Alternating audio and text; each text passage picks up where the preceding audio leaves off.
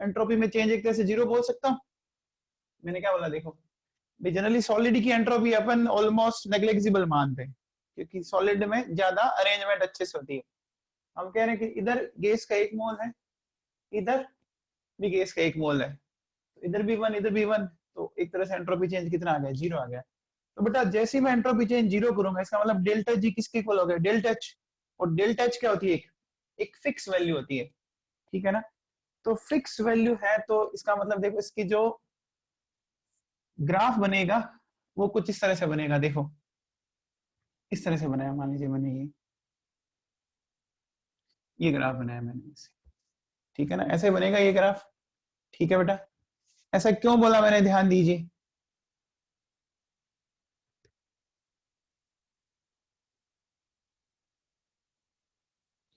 देखो इधर भी गैस का 1 मोल है, इधर भी गैस का 1 मोल है, दोनों तरफ मोल सिमिलर नंबर में गैस के अंदर। तो जब सिमिलर नंबर है तो एंट्रोपी चेंज कितना हो गया, 0। जैसे आप डेल्टा एच 0 करोगे तो ये तो खत्म हो गया पूरी तरह से। डेल्टा जी सिर्फ किस पे डिपेंड कर रहा है, डेल्टा एच। और डेल्टा एच जनरली क्या होता है, कांस्टेंट वैल्यू है, तो एक तरह से ये वैल्यू आपकी चलती गई। तो ये मैंने जो ग्राफ बनाया वो इसके लिए बनाया है ना। इसको मैं यहाँ लिख देता हूँ साथ में, देखो C+O2 से बन रहा है CO2, C+O2 से बन रहा है CO2। अब बात को थोड़ा और आगे चलते हैं, देखिए नेक्स्ट मेरे पास ये है, देखो carbon solid half mole of oxygen convert हो रहा है CO के अंदर। ध्यान दीजिए बेटा, इधर गैस का हाफ मोल है, हाफ है देख लीजिए, इधर 1 है, तो हाफ से 1, मोल्स बढ़े गैस के, मोल्स बढ़े तो एंट्रोपी चेंज क्या आएगा, पॉजिटिव आएगा। चेक करो, इधर हाफ मोल है, इधर 1 मोल है कि नहीं है। तो हाफ से 1 मोल यानी गैस के मोल बढ़ रहे हैं, एंट्रोपी चेंज कैसा आएगा, पॉजिटिव आएगा। अब देखो बेटा सुनो, जब एंट्रोपी चेंज पॉजिटिव आ रहा है, हमने कल ही सीखा था कि चाहे जनरली जो कंबर्शन रिएक्शन होती है वो क्या होती है आपकी, वो होती है एक्सोथर्मिक। तो इस कंडीशन में देखो अपन इसके लिए क्या लिख सकते हैं, delta G minus delta H minus T delta S. अब ये जो डेल्टा एस वो पॉजिटिव लिखा मैंने, तो ओवरऑल ये माइनस ही रहेगा। तो अब हमारा जो ग्राफ है वो कैसा आएगा, देखो ये माइनस में होगा, देखो ये हो गया, इसको ऐसे लिख लो एक बार, चलो minus delta H minus T delta S. तो ये हो गया सी, ये हो गया माइनस एम एक्स। यानी सी जो है इंटरसेप्ट वो भी नेगेटिव है, स्लोप भी नेगेटिव है, ठीक है। तो इसका ग्राफ अगर मैं बनाऊं तो कुछ इस तरह से होगा, जैसे ये 0 से नीचे, तो मान लीजिए मैंने यहां से स्टार्ट किया इस तरह से, तो ये ग्राफ आ गया इसके लिए। बोलो जब स्लोप आपकी नेगेटिव होगी तो ऐसे जाएगा, y equals to minus M X का ग्राफ ऐसे कुछ आता है। तो ये जो ग्राफ मैंने बनाया वो इसके लिए बनाया, देखो ये मैं लिख देता हूँ साथ में, carbon solid plus half O2, इससे क्या बन रहा है, CO बन रहा है, ठीक है। अब आइए नेक्स्ट ये CO से प्लस हाफ O2 बन रहा है CO2, चेक कीजिए। तो अब आप यहाँ पे क्या देख रहे हैं, ध्यान दीजिए, देखो बेटा सुनो, 1 मोल CO का, हाफ मोल O2 का, टोटल हो गया 1.5, है ना। इधर सिर्फ 1 मोल तो इधर मोल ज्यादा है, इधर मोल कम है कि नहीं है। तो मोल गैसेस मोल कम हो रहे हैं, तो एंट्रोपी चेंज क्या आएगा, नेगेटिव आ जाएगा। ध्यान दीजिए, देखो इधर 1 मोल था, इधर भी 1 मोल था, हमने कोई टेंशन नहीं ली, 1 1 बराबर हो गया। इधर हाफ था, इधर 1 था, हाफ से 1 बड़ा होता है, एंट्रोपी मतलब ज्यादा है। इधर 1.5 है, इधर सिर्फ 1 है कि नहीं, है ना। तो इधर गैस मोल ज्यादा थे, इधर गैस मोल कम थे, इसका मतलब एंट्रोपी नेगेटिव आई। तो अब जब एंट्रोपी नेगेटिव आई तो आप जैसे ही डेल्टा एस नेगेटिव करेंगे तो नेगेटिव नेगेटिव क्या हो जाएगा, पॉजिटिव हो जाएगा। तो इस कंडीशन में देखो क्या बनेगा, ध्यान दीजिए सुनिए, अगर मैं इस कंडीशन को बात करूं आपके सामने, तो मैं बोलूंगा delta G minus delta H minus T minus delta S. तो डेल्टा जी हो गया minus delta H plus T delta S, यानी ग्राफ बना y equals to minus C plus M X का ग्राफ बना कि नहीं बना। तो ये जो ग्राफ है वो कुछ इस तरह का बनेगा,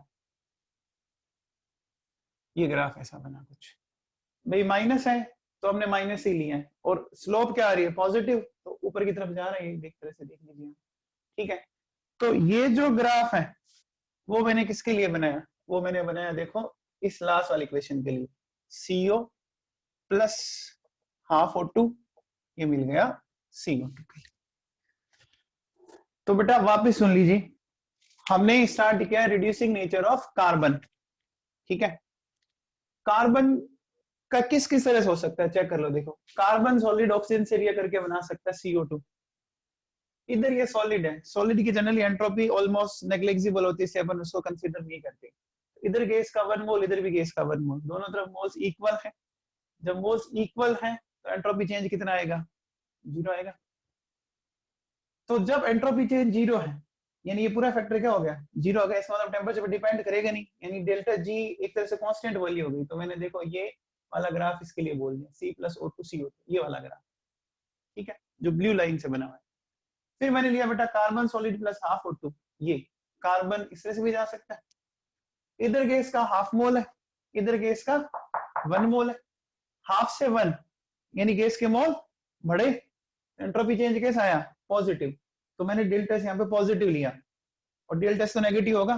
कार्बन का वैसे भी आप कंबर्शन करते हैं तो हीट रिलीज होती है ना, अपन जब कोक को जलाते हैं, कोयले को जलाते हैं तो हीट निकलती है।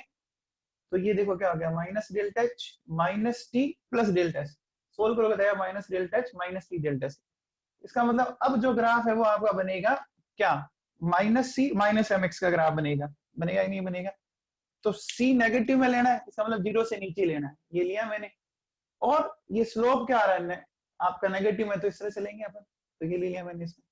एंड देन ये जो लास्ट वाला चेक कीजिए, देखो इधर 1.5, तो ज्यादा मोल है, मोल कम हो गई, एंट्रोपी क्या आ रही है, नेगेटिव आ रही है। तो जैसे मैंने डेल्टा एस नेगेटिव रखा तो नेगेटिव नेगेटिव पॉजिटिव हो गया, ये ग्राफ बनेगा y equals to minus C plus M X. देखो ये ग्राफ इस तरह से हो गया, ये आया मेरे पास। अब बेटा एक बात समझते हैं, देखो सुनो, ये जो तीनों ग्राफ है ये इस पॉइंट पे इंटरसेक्ट कर रहे हैं। ये जो टेम्परेचर है, इस टेम्परेचर की वैल्यू होती है 983 केल्विन। याद रखना चाहो तो रख सकते हो, बाकी जरूरी नहीं है।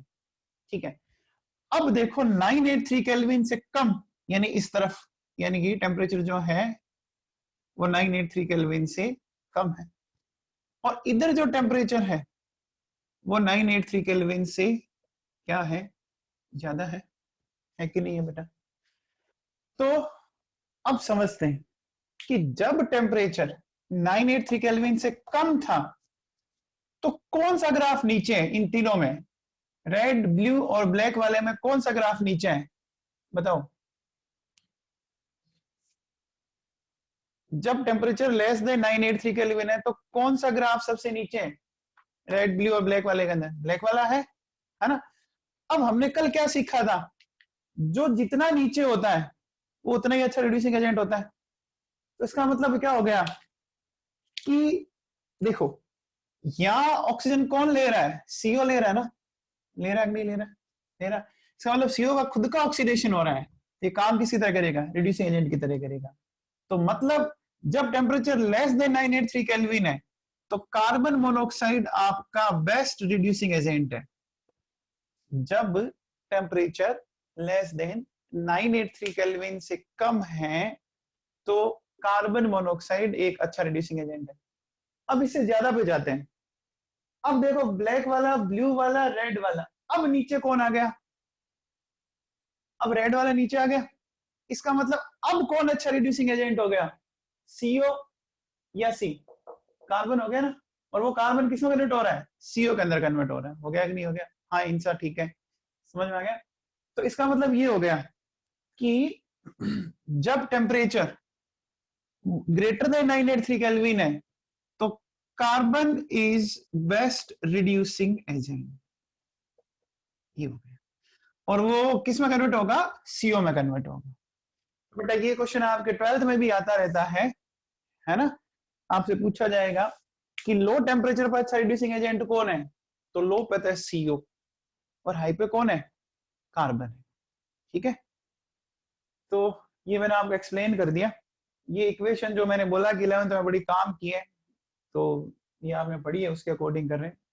ठीक है ना, तो देखो इसमें जो 2 पॉइंट निकल गए, लो टेम्परेचर पर कार्बन मोनोऑक्साइड और हाई टेम्परेचर पर कार्बन। अब देखो कार्बन एक ऐसा रिड्यूसिंग एजेंट है जो ऑलमोस्ट हर मेटल ऑक्साइड को रिड्यूस कर सकता है, बट अभी भी कुछ प्रैक्टिकली कुछ प्रॉब्लम आती है। क्या प्रॉब्लम आती है, सुनिए मेरी बात को बहुत ध्यान से। देखो सबसे पहली प्रॉब्लम ये है कि कुछ ऑक्साइड जो बहुत ज्यादा स्टेबल है, अगर उनको रिड्यूस करना हो तो आपको टेम्परेचर बहुत ज्यादा लेके जाना पड़ेगा। जैसे एस ब्लॉक के मेटल ऑक्साइड है, तो टेम्परेचर अगर बहुत ज्यादा रिक्वायर्ड हुआ तो इसका मतलब तो पंगा हो गया ना, खर्चा बहुत ज्यादा लग जाएगा, तो प्रोसेस अनइकोनॉमिकल हो जाएगा। सेकंड ऐसा भी हो सकता है कि हाई टेम्परेचर पर क्या हो जाए कि जो मेटल बना वो कार्बन से रिएक्ट करके मेटल कार्बाइड भी बना सकता है, तो पंगा हो सकता है। ठीक है ना, तो ये फटाफट आप इसका स्क्रीनशॉट ले लो, या नोट करना है तो नोट कर लो, आगे चलते हैं। ये 12th में पक्का क्वेश्चन आता है कि explain which one is better reducing agent at low temperature और हाई टेम्परेचर, है ना, out of CO and C। तो आपको इसे एक्सप्लेन करना है, और ये लाइन याद कर लेना क्योंकि जब आप FE की मेटलर्जी पढ़ोगे तो काम आएगा ये।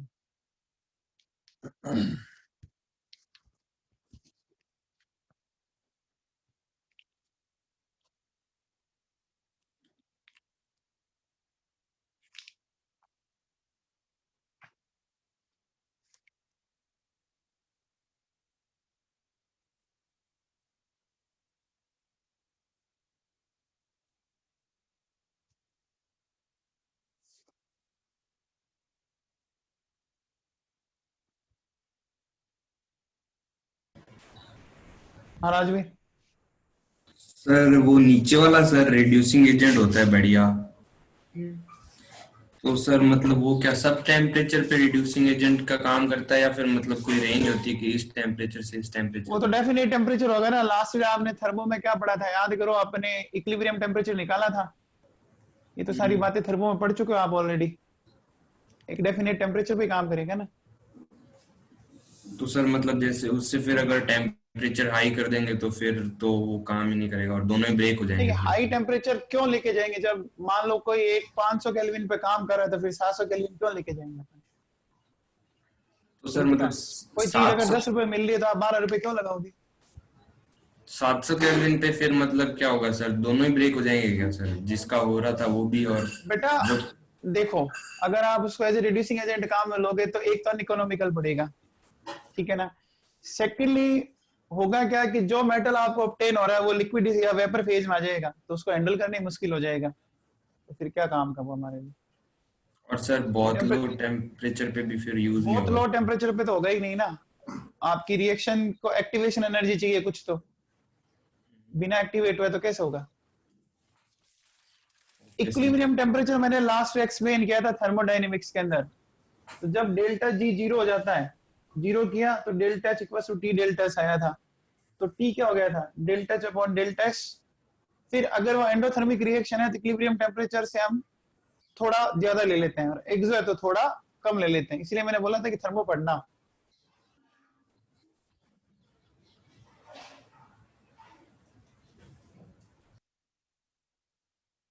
तीनों लाइन एक पॉइंट पे क्यों इंटरसेक्ट कर रही है, तो बेटा ये तो ग्राफ का नेचर है, इस टेम्परेचर पे तो ये मतलब तीनों की बनने की पॉसिबिलिटी एक ही जितनी है। जहां पॉइंट इंटरसेक्ट करे, इसका मतलब क्या होगा कि कार्बन से सीओ बनना, कार्बन से CO2 बनना और सीओ से CO2 बनना इक्वल है। कर सकता है, कल भी तो ग्राफ इंटरसेक्ट कर रहा था ना, मैग्नीशियम और एल्यूमिनियम वाला। कर सकता है, उसमें कोई बड़ा इश्यू नहीं है।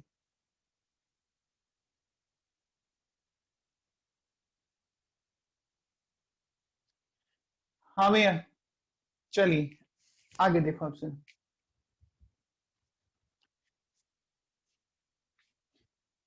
ग्राफ अगर इंटरसेक्ट कर रहे हैं तो इसका मतलब उन दो के लिए, या जो भी है, उनकी ऑक्सीजन के लिए एफिनिटी क्या आ गई, सिमिलर आ गई।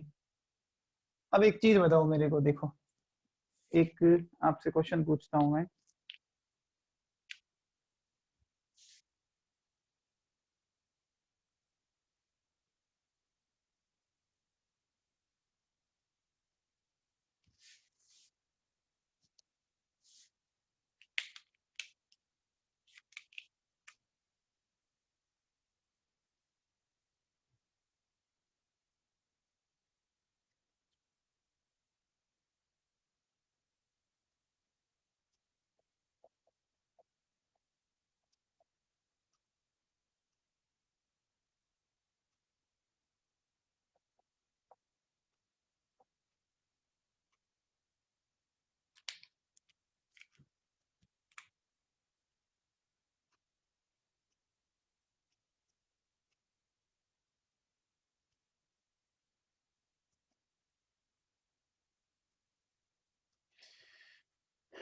देखो बेटा इस क्वेश्चन को समझो, सुनिए। देखिए ये वाला जो लाइन है ये बता रहा है कार्बन प्लस हाफ ऑक्सीजन बन रहा है CO। ये वाली लाइन बता रही है आपकी, ये इसकी है, ध्यान रख लेना। एक बार मैं इसका यहाँ लिखा हुआ चेक कर लेना, ठीक है ना, इसका यहाँ लिखा है, और रेड वाली है जिंक की, ठीक है। तो आप मुझे बताओ कि जिंक को रिड्यूस करने के लिए, ठीक है ना, जिंक को रिड्यूस करने के लिए बेटर रिड्यूसिंग एजेंट कौन है? कार्बन है या कार्बन मोनोऑक्साइड है? जिंक को, वेरी गुड जतिन सही है, नैना मदान सही है, रक्षिता ठीक है, दिया रोसवान सही है, आशुतोष गौतम गलत बोल रहे हैं। देखो भैया सुनो, इस टेम्परेचर तक तो क्या दिख रहा है, ये दोनों ऊपर है ना, तो पार तो पड़ी नहीं। तो फिर क्या करें, देखो ये इस ग्राफ को तो इस पॉइंट पे काट रहा है, चेक करो, और इसको यहाँ इस पॉइंट पे काट रहा है, काट रहा है नहीं काट रहा? जैसे मान लीजिए इसके लिए जो टेम्परेचर वो मैंने बोल दिया T1, और इसके लिए जो टेम्परेचर वो मैंने बोल दिया T2, ठीक है ना, ये मैंने बोल दिया टेम्परेचर। अब देखो सुनो, इस टेम्परेचर से पहले तो दोनों ही ग्राफ नीचे नहीं थे। रिड्यूस करने के लिए मैंने क्या बोला था, एक फंडा ध्यान रखो, रिड्यूसिंग एजेंट वाला ग्राफ नीचे होना चाहिए। तो कार्बन और कार्बन मोनोऑक्साइड दोनों इससे नीचे नहीं है। अब जैसे आप T1 से इस तरफ आए, तो T1 से इस तरफ आए तो देखो कार्बन वाला इससे नीचे आने लग गया, और जैसे आप T2 की तरफ बढ़े तो दोनों ग्राफ अब नीचे है, ये भी नीचे हो गया, ये भी नीचे हो गया, चेक करो, ये भी नीचे, ये भी नीचे है कि नीचे। अब आपको दोनों में सेलेक्ट करना है कि ये ठीक है या ये ठीक है, T1 ठीक है या T2 ठीक है, कौन सा ठीक होगा?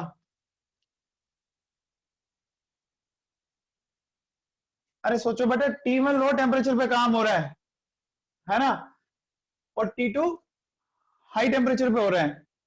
हमने क्या सीखा था मेटलर्जी में, जो कम टेम्परेचर हो जाए वो अच्छा, हाँ इकोनॉमिकल पड़ेगा।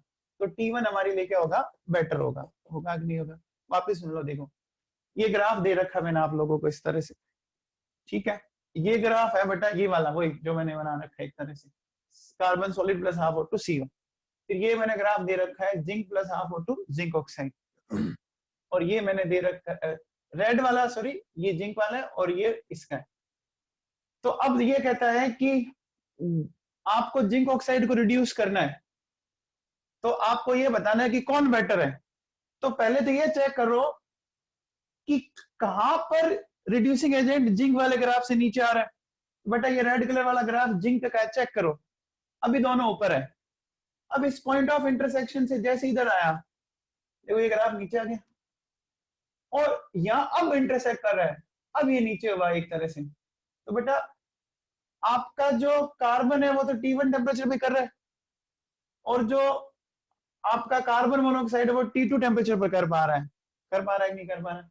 T1 और T2, मैं T1 को कंसीडर करूंगा, इसलिए कंसीडर करूंगा क्यों बताओ, T1 टेम्परेचर क्या हमारे लिए कम है, तो कम है तो फिर हमारे लिए ज्यादा इकोनॉमिकल पड़ा कि नहीं पड़ा वो, इसलिए अपन इसको ऐसा कह रहे हैं। तो अपन बोलेंगे कि for zinc oxide carbon is better reducing agent. चलिए और करते हैं इस पे क्वेश्चन।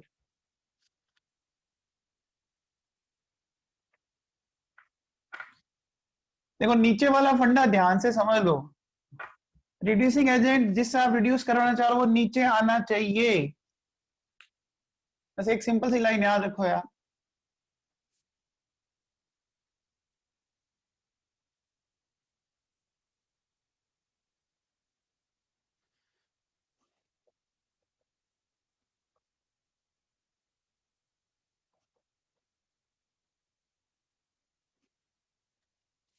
ये है, ठीक है। और एक मैं ऑक्साइड देता हूं आपको इस तरह से,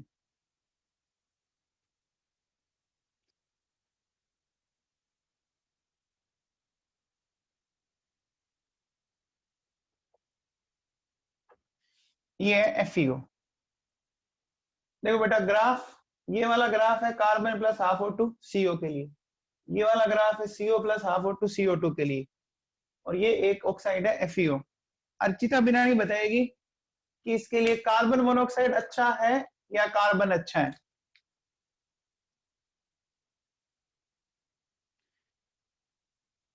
कार्बन मोनोऑक्साइड अच्छा या कार्बन अच्छा, अर्चिता ध्यान दो।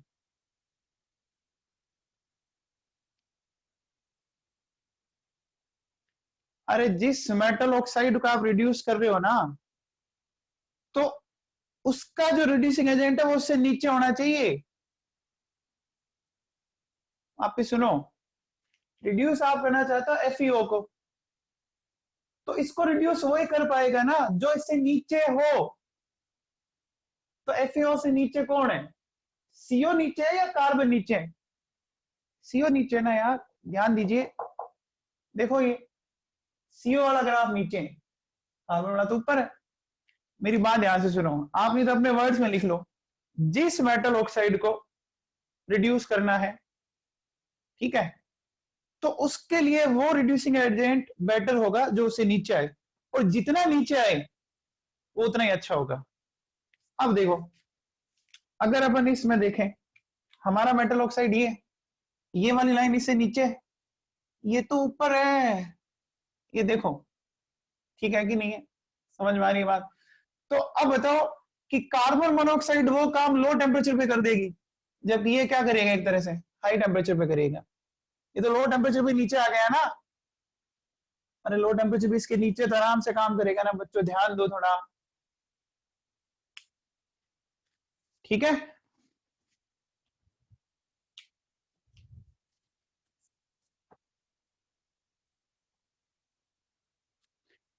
चलिए और करते हैं क्वेश्चन। ये इसका स्क्रीनशॉट ले लो, आगे चलते हैं।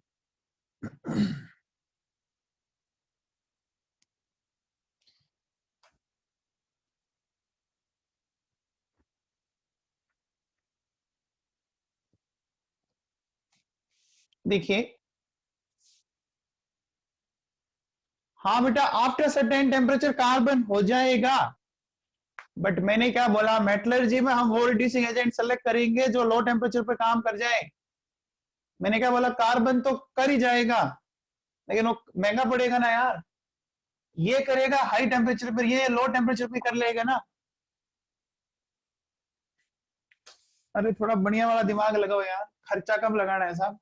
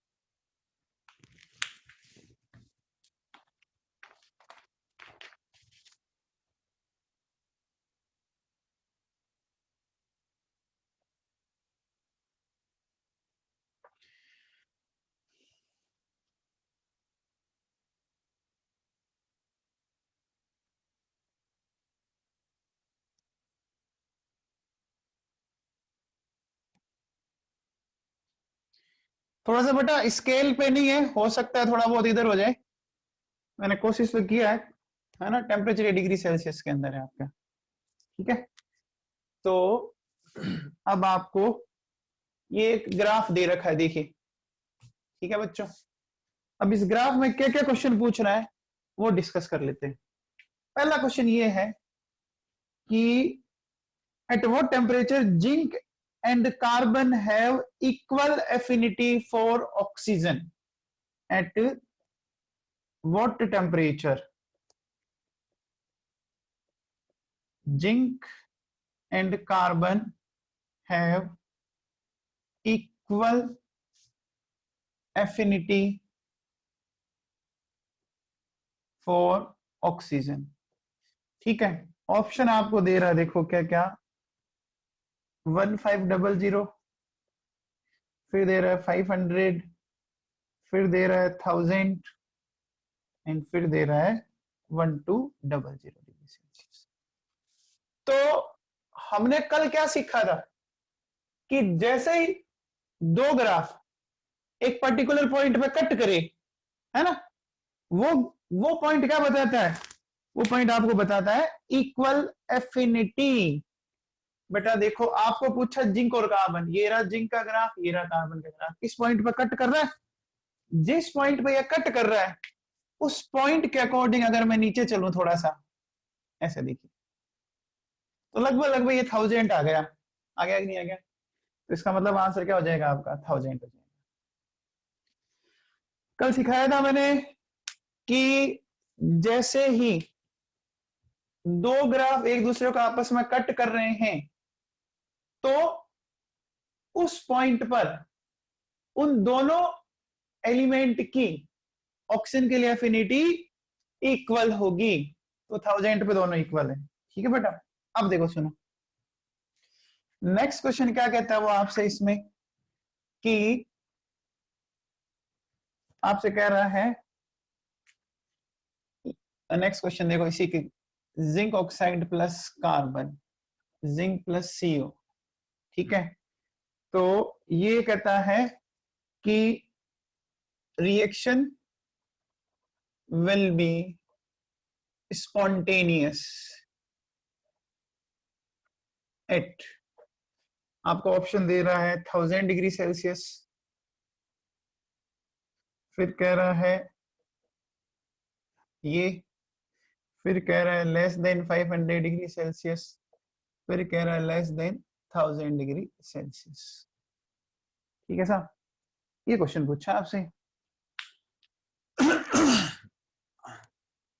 वेरी गुड, हाँ जी, लक्षिता यादव, सब समझ में आ गया मेरे। रीमा डी कैसे होगा, चेक करो, देखो हमें जिंक ऑक्साइड को रिड्यूस करना है ना, क्योंकि आप इसका ऑक्सीजन इसको दे रहे हो, इसका मतलब कार्बन जिंक ऑक्साइड से नीचे आ जाए।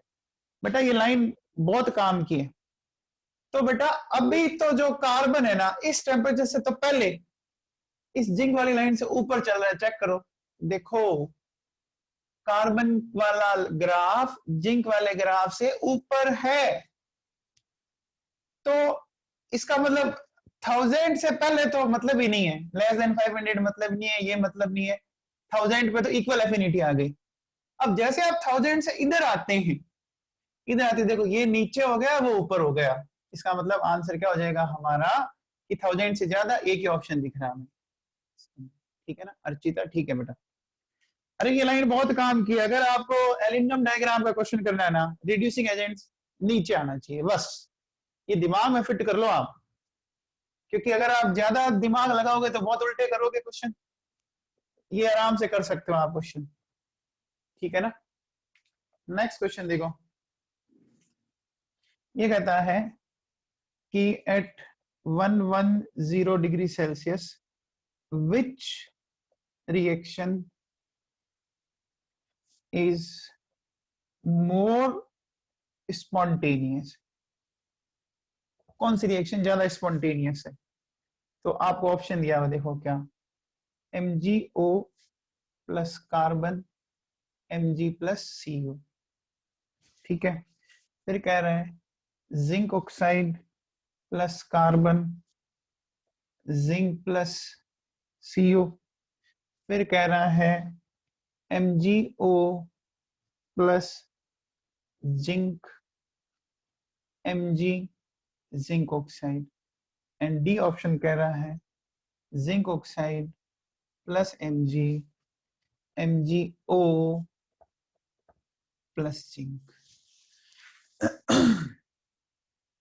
नेक्स्ट क्वेश्चन ये है, चित्रक सिंगल सही है बेटा, साक्षी सुथार सही है। चलिए हाँ, इस बार मेडूसा आपका सही आंसर। चलिए आराम से कीजिए। विनस गलत आंसर बेटा आपका।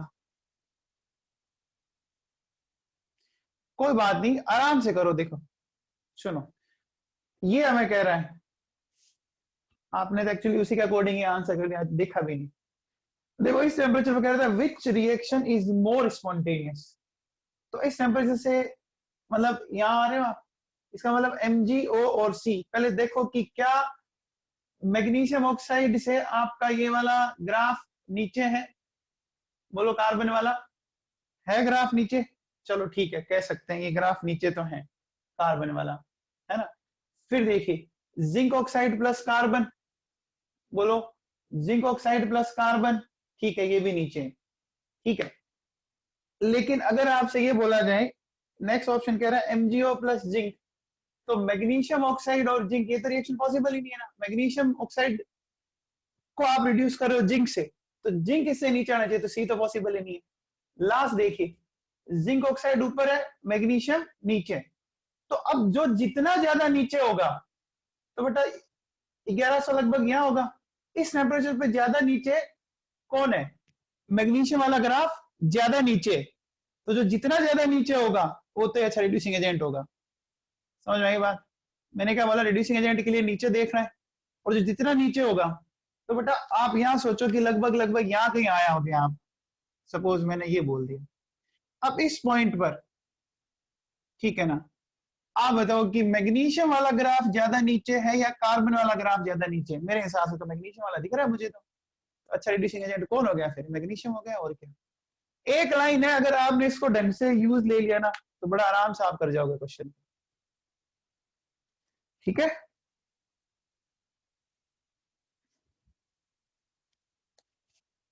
तो इसका स्क्रीनशॉट ले लो, आगे चलते हैं फिर हम।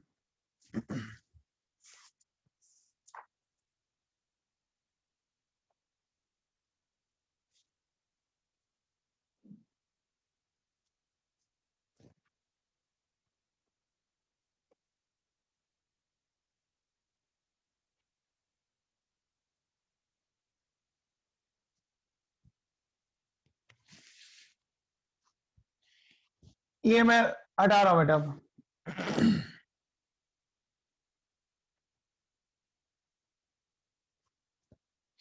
चलिए नेक्स्ट क्वेश्चन करते हैं एल इनकम डायग्राम पे।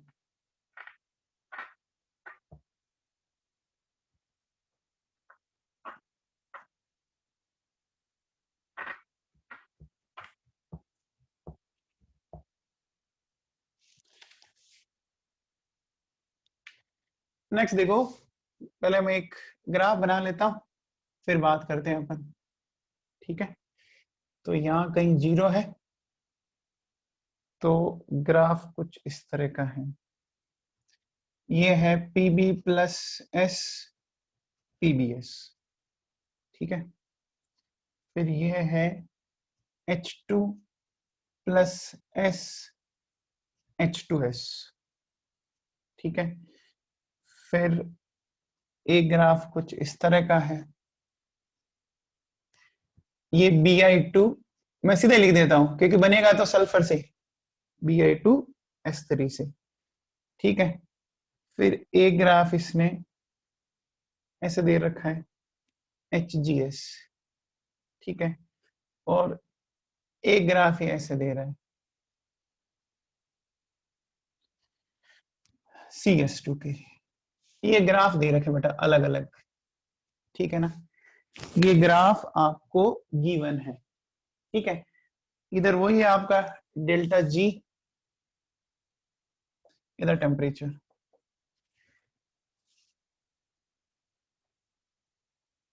तो ये पहला क्वेश्चन क्या कहता है कि फॉर्मेशन ऑफ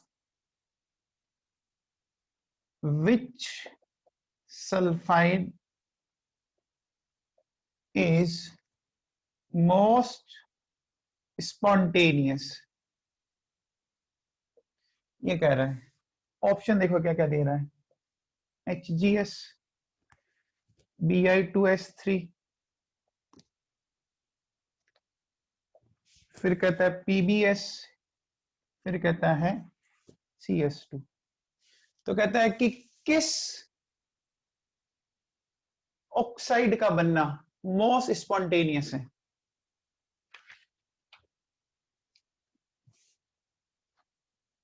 वेरी गुड, नैना मदान सही है।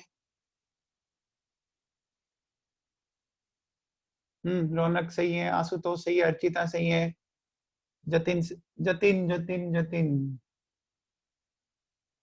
देखो भैया, आपको कहता है कि मोस्ट स्पॉन्टेनियस, मोस्ट स्पॉन्टेनियस का मतलब जितना नीचे होगा उतना ज्यादा स्टेबल होगा। हाँ सुइया सही है बेटा, ये जीरो है देखो यहाँ पे, बाकी मैंने दिखाया नहीं। अब जीरो से सबसे नीचे तो बेटा यही है, देखो आप ध्यान दो, ये वाला ग्राफ, ये सबसे नीचे, ये जीरो वाली लाइन पे जा ही नहीं रहा है। तो याद करो, जो जीरो से नीचे होता है उसका मतलब नेगेटिव होता है, नेगेटिव का मतलब प्रोसेस क्या होगा, स्पॉन्टेनियस होगा।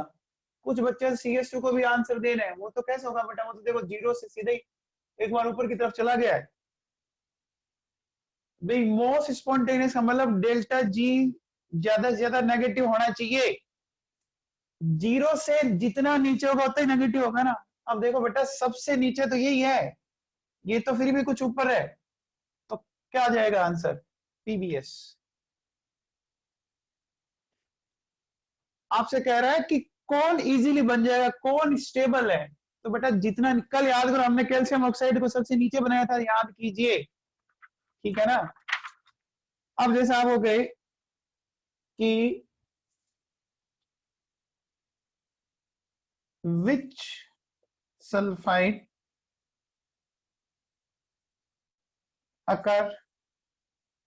occurs to minimum extent in nature।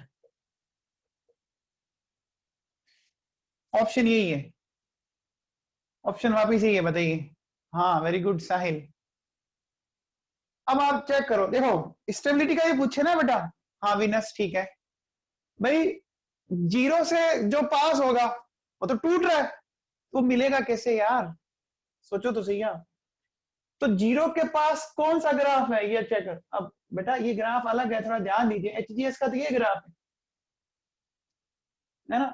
CS2 का देखो, ये CS2 का ग्राफ है, थोड़ा ध्यान दीजिए आराम से। तो सबसे ऊपर यानी जीरो के आसपास ग्राफ किसका है, CS2 का, चेक करो।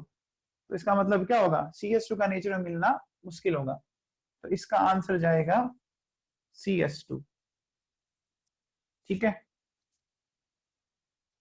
फिर क्या कहता है कि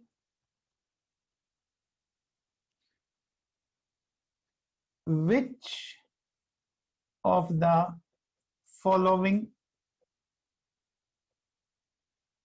sulfide can't be reduced by hydrogen at 1000 degree Celsius, है ना। ऐसा कौन सा सल्फाइड है जो आप 1000 डिग्री सेल्सियस पर, है ना, आप रिड्यूस नहीं कर सकते हाइड्रोजन से। ऑप्शन आपको दिया हुआ है HGS, फिर आपको कह रहा है PBS, फिर आपको कह रहा है Bi2S3, फिर आपको कह रहा है ऑल ऑफ दीज। हाँ मीसा जैन सही है। देखो आपको रिड्यूस करना है इससे,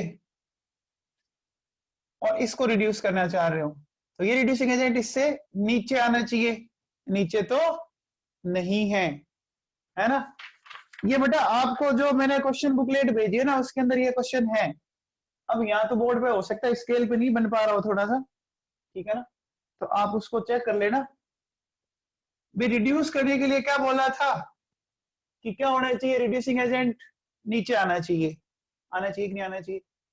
तो बेटा PBS के लिए तो H2S कभी भी नीचे नहीं है, PBS के लिए तो H2S कभी भी नीचे। C कैसे होगा रुचि शर्मा,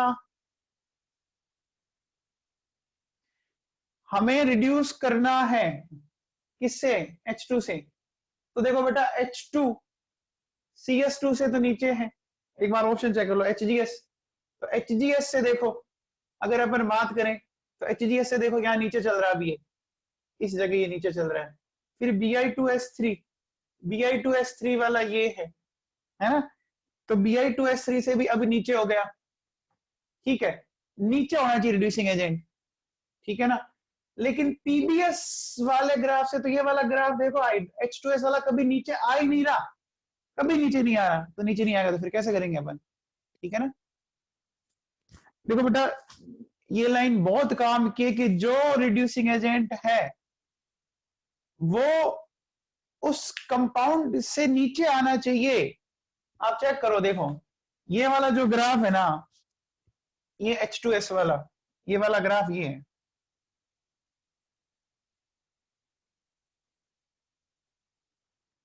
देखो ये Bi2S3 से नीचे है, चेक करो नीचे है, ये HGS से भी क्या है, नीचे। लेकिन ये ग्राफ इससे तो ऑलवेज ऊपर है, देखो, तो फिर कहां से करेगा ये काम, नहीं करेगा ना, ठीक है।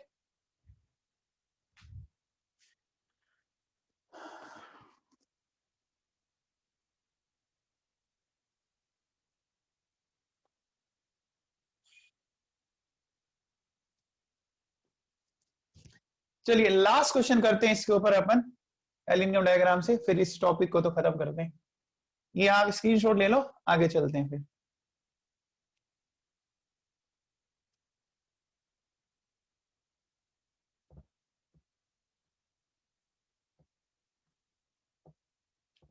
वैसे इतना टाइम है कि आप लिख सकते हो।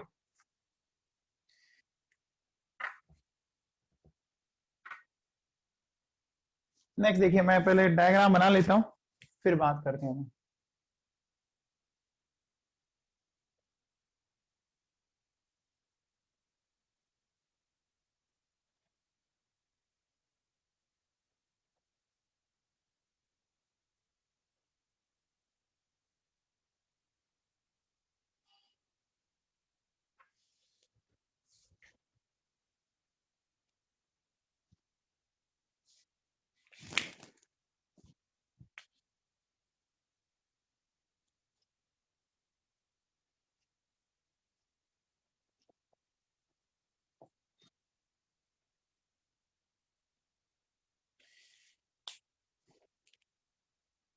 देखो बेटा ये तो वही carbon half of oxygen CO बना रहा है, ठीक है, CO plus half O2 CO2 बन रहा है।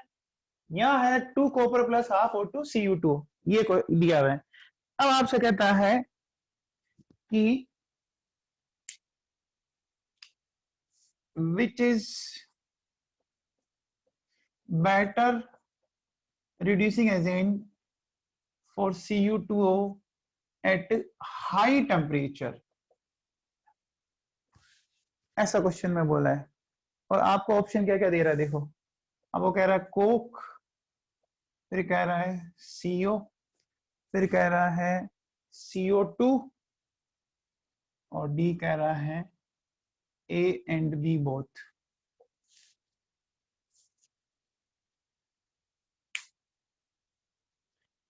हाँ जी, कोक, वेरी गुड। देखो हमें जिससे रिड्यूस करना है तो हम Cu2 को रिड्यूस कर सकते हैं किस किस से,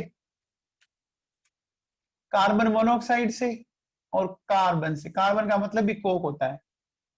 अब हाई टेम्परेचर मान लो, जैसे यहाँ कहीं मैंने हाई टेम्परेचर दे दिया, अब इस हाई टेम्परेचर पर कौन ज्यादा नीचे है, कार्बन ज्यादा नीचे है या CO ज्यादा नीचे है, कर तो दोनों ही सकते हैं, लेकिन जो ज्यादा नीचे है वो करेगा। तो C और CO में नीचे कौन ज्यादा है, C नीचे है ना, तो ये अच्छा रिड्यूसिंग एजेंट होगा। इसका मतलब अपन क्या बोलेंगे कि Coke will be better reducing agent, ठीक है साहब। तो बेटा ले दे के जो बातें है ना वही है कि आपको रेस्पेक्टिव पोजीशन आनी चाहिए, है ना। रिड्यूसिंग एजेंट उस ऑक्साइड या सल्फाइड से हमेशा क्या रहना चाहिए, नीचे रहना चाहिए। अब बेटा अगर आप पोजीशन ढंग से ग्राफ में नहीं देख पाते तो थोड़ा वापस प्रैक्टिस करो इसकी, ठीक है।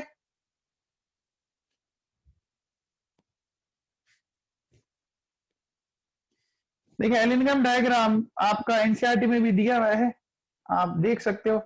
बाकी एनसीईआरटी में बहुत ज्यादा टिपिकल दिया हुआ है, आप पढ़ोगे तो दिमाग भली खराब हो आपका, आप चेक करके देख लेना।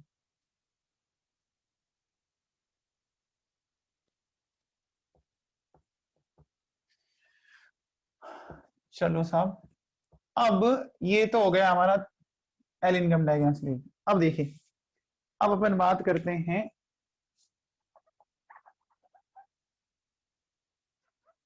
फंडेंस की, बात कर लें। देखिए फंडेंस क्या होता है? फंडेंस एक ऐसा अपरेटस है जिसमें अपन फ्यूल का यूज करेंगे या इलेक्ट्रिसिटी का यूज करेंगे, और यूज करके अपन हाई टेम्परेचर जनरेट करते हैं, ठीक है ना। एज सच फंडेंस आपके कोई टॉपिक सिलेबस में नहीं है, बट अपन जनरली एक थोड़ा सा सिंपल साइज में देखते हैं। फंडेंस में 3 पार्ट होते हैं, देखो। एक होता है फायर बॉक्स। फायर बॉक्स वो पार्ट है जहां पे आप फ्यूल को बर्न करोगे, जहां पे आप फ्यूल को बर्न करोगे, ठीक है। एक होता है हर्थ, ठीक है। हर्थ उसको बोलते हैं वो जगह जहां पर आप उस ओर को रख रहे हो। किसको रख रहे हो? ओर को। जैसे एक डायग्राम बना लेते हैं अपन, एक सिंपल सा ऐसा करते हैं, देखो मान लीजिए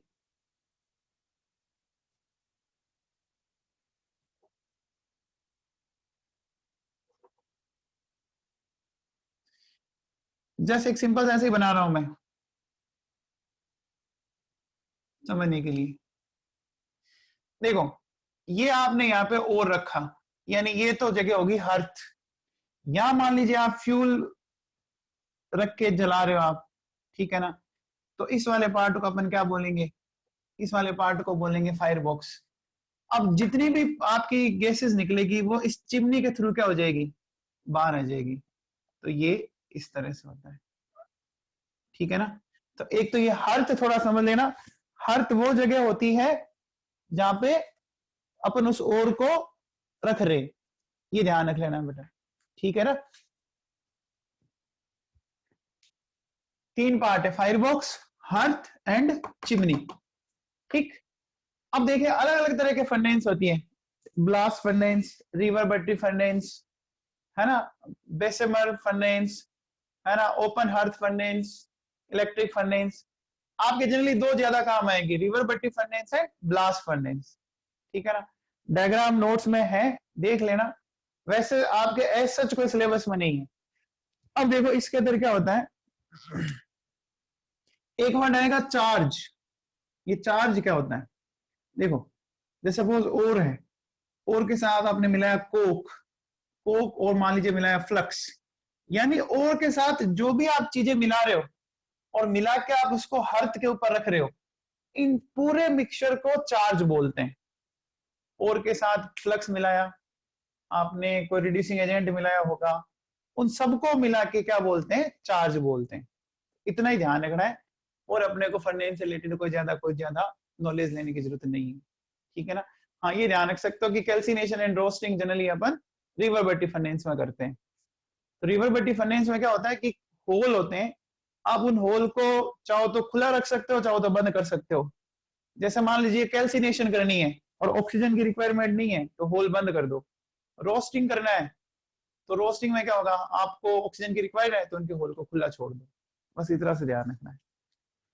तो ये फंडेंस से रिलेटेड थोड़ा बहुत आपको ध्यान रखना है कि हर्थ क्या होता है, चार्ज क्या होता है ना। चिमनी तो समझती है, कोई बड़ा इश्यू नहीं। लिखा हुआ है सारा कुछ नोट्स में, देख लेना आप लोग। अब बेटा हम क्या करेंगे, इंडिविजुअल मेटलर्जी पढ़नी है हमें, कुछ मेटल्स की, ठीक है ना। तो सबसे पहले अपन लेते हैं मेटलर्जी ऑफ कॉपर।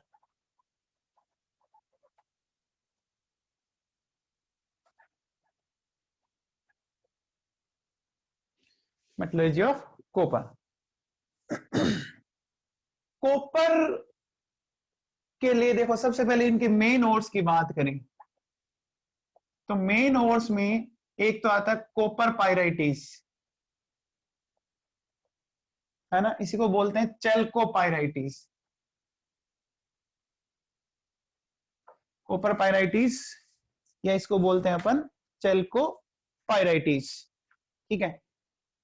आपने 9-10 में भी शायद फॉर्मूला पढ़ा है, इसका फॉर्मूला है CuFeS2, या इसका फॉर्मूला आपको ऐसा भी लिखा मिल सकता है, देखो Cu2S डॉट Fe2S3। अब अगर आप इन दोनों को जोड़ दो ना तो चेक करो, देखो क्या बन रहा है, Cu2Fe2S4, 2 कॉपर 2 आयरन 1 सल्फर या 3 या 4, 2 2 4 रेशियो आ जाएगा 1 1 2, ये 1 1 2 लिखा हुआ है। तो ऐसा भी फॉर्मूला मिल सकता है और ऐसा भी मिल सकता है, मतलब है ना, सिंपल रेशियो। इसको बोलते हैं कॉपर पायरेटीज या चेल्को पायरेटीज। तो इसके अंदर 2 मेटल है, कॉपर एंड Fe। तो ये क्वेश्चन आता है कि ऐसा कौन सा आपका और है जिसके अंदर कॉपर और Fe दोनों है, तो कॉपर पायरेटीज। फिर देखो एक है Cu2S, इसको बोलते हैं कॉपर ग्लांस, ये नाम याद करने पड़ेंगे बेटा आपको। इसको बोलते हैं कॉपर ग्लांस या इसको बोलते हैं चेल्कोसाइट, ठीक है। फिर एक होता है Cu2O, इसको बोलते हैं क्यूपराइट या इसको बोला जाता है रूबी कॉपर, ठीक है। फिर एक होता है CuCO3, CuOH की होल ट्वाइस, ठीक है। ये जो होता है इसको बोलते हैं मेलेकाइट ग्रीन। ये आपको याद करना चाहिए मेरे हिसाब से। देखो आपके घर में कॉपर के जो बर्तन होंगे ना, उनके ऊपर देखना एक ग्रीन कलर की कोटिंग बन जाती है, हरे रंग की एक परत बन जाएगी, लेयर बन जाएगी। तो क्वेश्चन ये आता है कि कॉपर के जो बर्तन होते हैं उनके ऊपर जो ग्रीन कलर की कोटिंग होती है वो केमिकली कंपाउंड क्या होता है, वो केमिकली कंपाउंड होता है मेलेकाइट ग्रीन। ये याद रख लेना भैया, ये आता है ग्रीन कलर की कोटिंग है, देखो नाम में ही मेलेकाइट ग्रीन है, यहाँ पे चेक कर लीजिए। फिर एक आता है आपका नेक्स्ट 2CuCO3 CuOH2, इसको बोलते हैं एज्यूराइट, इसको बोलते हैं एज्यूराइट, ठीक है। अब देखो सबसे अच्छा जो कॉपर का ओर है वो ये है ना, मतलब सबसे काम का ये है, इसमें कॉपर की परसेंटेज अच्छी होती है। तो आपके सिलेबस में कॉपर पायराइटीज से कॉपर का एक्सट्रैक्शन करना है, वो आपको देखना है वो कैसे अपन निकाल सकते हैं। एक तो बेटा ये तो आपको ध्यान रखना, ये मेन और कॉपर है। एक ये ध्यान रख लेना इस ये ग्रीन कलर की कोटिंग बनाता है, ठीक है ना। अब कॉपर पायराइटी से अपन कॉपर का एक्सट्रैक्शन कैसे करेंगे वो अपन कल देखते हैं, कल की क्लास में, ठीक है। तो आज की क्लास खत्म करते हैं।